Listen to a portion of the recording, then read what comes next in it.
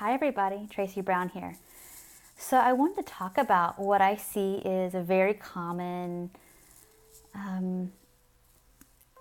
just belief that we only have two choices with eating, which is either I eat for value, quote unquote, or most people mean nutrition or fuel by that, or that we eat for pleasure, but that I can't have it both ways. And if I eat too much for pleasure, I won't get enough value.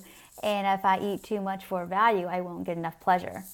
So of course, you all knowing me by now, and if this is your first video with me, welcome. And you're getting to know me.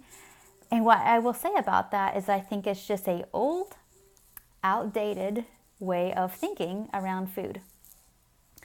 That value and pleasure are separate entities, and I would say that in fact they're the same. They're one and the same.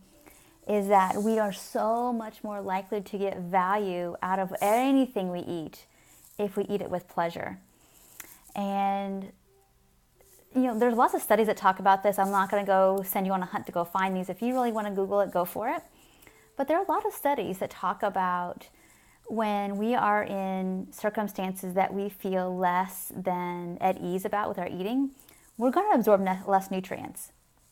And so there were studies done with people switching their native intake with other people's native intake and vice versa. So let's say the studies that I remember looking at a long time ago were around people from Taiwan switching it up with people from China and vice versa, who were eating each other's like native cuisine. And so the Taiwanese people were eating the Chinese food and vice versa. And they didn't really know what it was at the time. And so they measured basically people's absorptions of the nutrients in these foods. And what they found is that people who are more at ease with the eating absorb more nutrients. And we tend to be more at ease with food we know. So the people who are eating their native diets absorb more nutrients than, let's say, a woman from Taiwan eating a diet that's not her own versus a woman from Taiwan eating the diet that is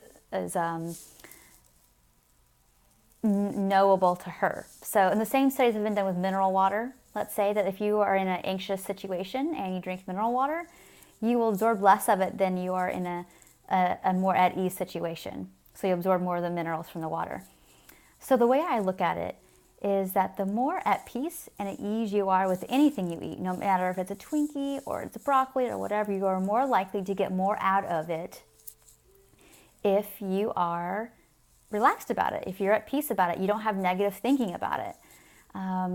That's just the way our bodies work in terms of, from a physiological level, when we're in a rest and digest place, meaning at when we're in a parasympathetic nervous system response, we're more likely to be more relaxed, and that's when absorption and regeneration of our bodies happen. So if you're eating a meal and you're more relaxed about it, you're going to get more out of it no matter what it is you're eating.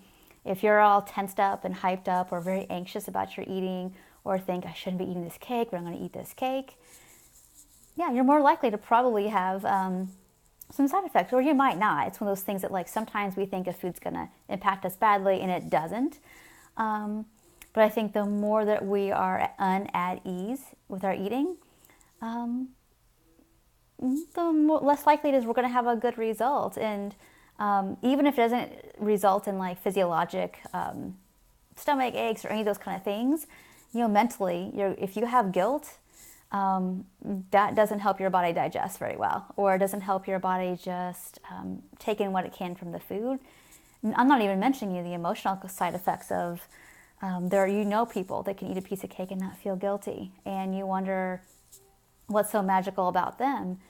It's just the matter of fact that if you don't believe anything bad will happen with your eating, you're going to be able to eat that food without the negative emotions afterwards. So I hope all this makes sense to you. And what my implorement to you is I really encourage you to start to look at the reasons why you think that you can't eat certain foods. So if it's cake or chips or pizza or whatever it is, start to think about like, what is it that it's so bad about this food? Every food has value. If you break down pretty much any food, you can find some nutritional value in it. But more importantly, it's the pleasure. Pleasure is healthy for our bodies.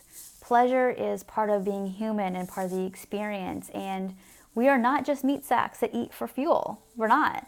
We are here to learn and to grow and to experiment and to enjoy.